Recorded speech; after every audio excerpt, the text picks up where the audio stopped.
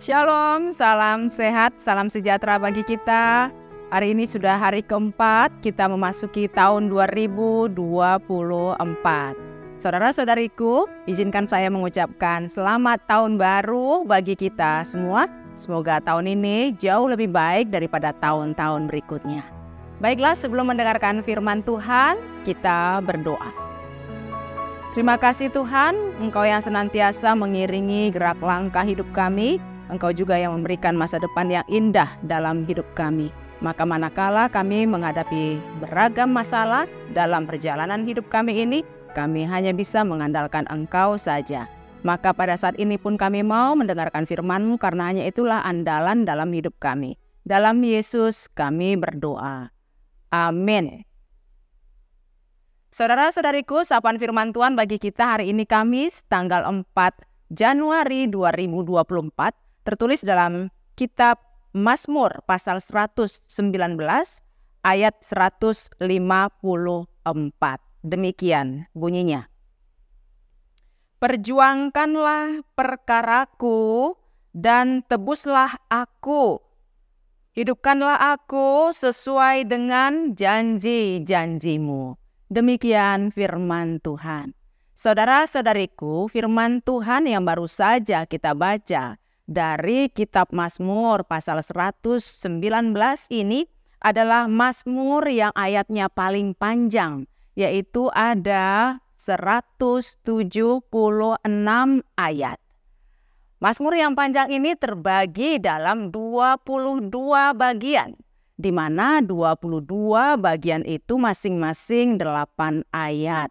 Dan 22 ini sesungguhnya adalah akrostik dari rentetan alfabet yang ada di huruf-huruf Ibrani.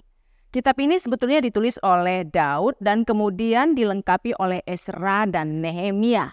Sehingga apa yang baru saja kita dengarkan tadi ini adalah bagian dari Mazmur pasal 113 sampai dengan pasal 119 yang sangat sering sekali dibacakan, yang sangat sering sekali dinyanyikan di tengah-tengah ibadah, khususnya di masa-masa sulit yaitu menjelang Paskah.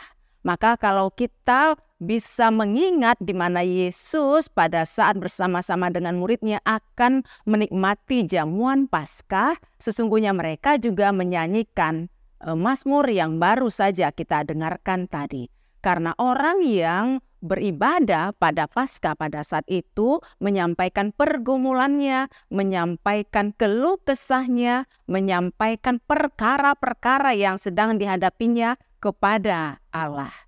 Teks kita pada saat ini adalah menyampaikan bagaimana seorang yang betul-betul berserah utuh kepada Tuhan, bahwa dia menyerah, tidak mampu lagi untuk menghadapi persoalannya.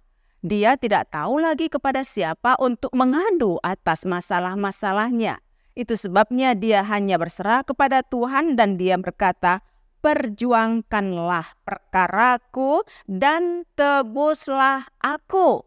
Orang-orang Israel pada saat Alkitab di masa-masa Israel kuno menganggap bahwa kehidupan mereka itu sering kali diperbudak.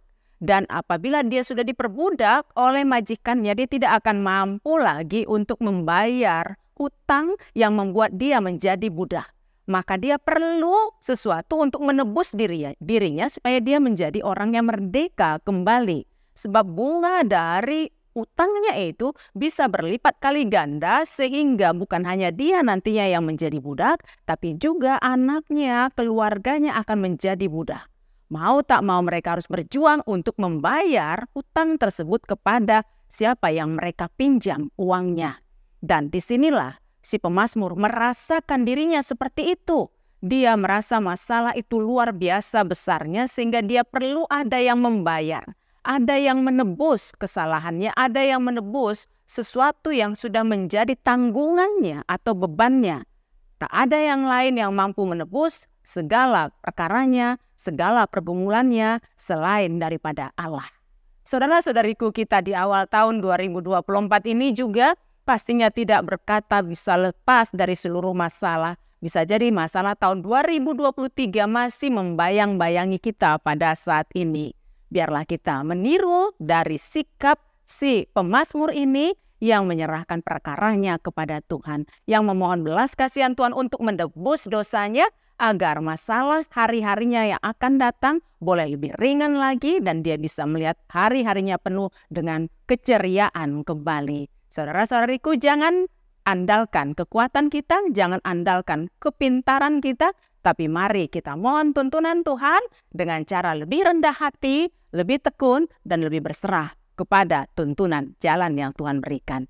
Selamat menjalani hari-hari baru, selamat menjalani tahun yang baru bagi kita semuanya. Amin. Kita berdoa. Luar biasa penyertaan-Mu kepada kami ya Tuhan. Engkau saja yang memenangkan kami dalam segala perkara hidup kami.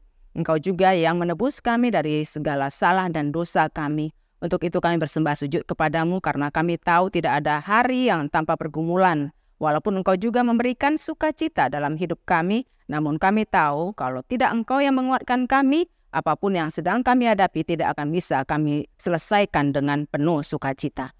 Biarlah bersama Engkau saja kami menjalani tahun yang baru ini. Engkau juga yang menuntun kami sepanjang hari ini. Terima kasih Bapa, dalam Yesus kami berdoa. Amin. Anugerah Tuhan kita Yesus Kristus dan kasih setia Allah Bapa serta persekutuan dengan Roh Kudus kiranya menyertai dan memberkati kamu sekalian. Amin.